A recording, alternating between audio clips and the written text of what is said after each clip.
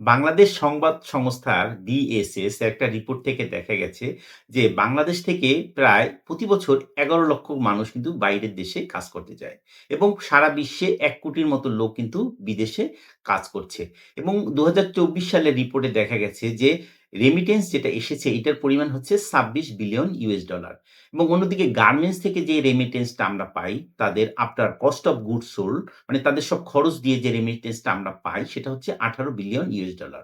তো দেখা যায় যে যারা শ্রমিক তারা কাজ করছেন তারাই কিন্তু বেশি রেমিটেন্স পাঠায়।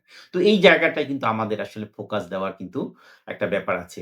অন্যদিকে দেখা যায় বাইরের দেশ থেকে বাংলাদেশে যারা কাজ করতে আসে বিভিন্ন গার্মেন্টস ফ্যাক্টরি, তারপর মাল্টিন্যাশনাল আইটি সেক্টর তারা কিন্তু সংখ্যায় খুবই কম। কিন্তু তারাও কিন্তু ৮ বিলিয়ন ইউএস ডলারের মতো কিন্তু নিয়ে যাচ্ছে।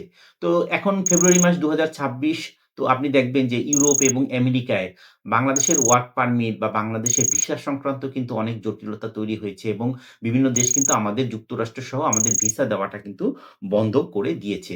এবং আমাদের দেশ থেকে যারা বাইরে যাচ্ছে তাদের মধ্যে ২৫-৪০% মানুষের কিন্তু ভ্যালিড ওয়ার্ক পারমিট নেই। তারা হয়তোবা স্টুডেন্ট ভিসা বা টুরিস্ট ভিসায় গিয়েছে সেখানে তারা কাজ করা শুরু করেছে। এজন্য হয়তো দেখা যাচ্ছে তারা সঠিকভাবে বেতন পাচ্ছে না, ওভারটাইম পাচ্ছে না। তারা হয়তো তাদের পাসপোর্ট হয়তোবা আটকিয়ে রেখেছে, কোম্পানি চেঞ্জ করতে পারছে না এবং ৪০-৬০% শ্রমিক বা যারা কাজ করছেন তারা কিন্তু কোন না কোনভাবে কিন্তু মানে একটা নির্যাতন, নিপীড়নের শিকার কিন্তু হচ্ছেন। এবং গবেষণায় দেখা গেছে যে ১-২% যারা শ্রমিক আছেন তারা কিন্তু বিভিন্ন সময় ডিটেনশন এও যেতে হয়েছে বা জেলও খাটতে হয়েছে। তো এই জায়গাটা থেকে আমরা আসলে কিভাবে বের হতে পারি?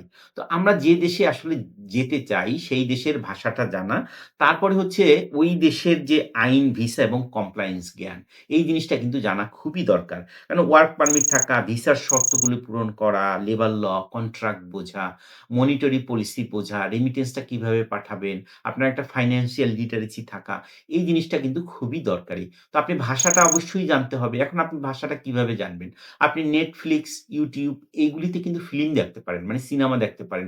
সেখান থেকে কিন্তু আপনি ভাষাটা কিন্তু সহজেই মানে শিখে নিতে পারেন। তারপরে আপনার বেসিক একটা ইংলিশ জানা কিন্তু অবশ্যই দরকার।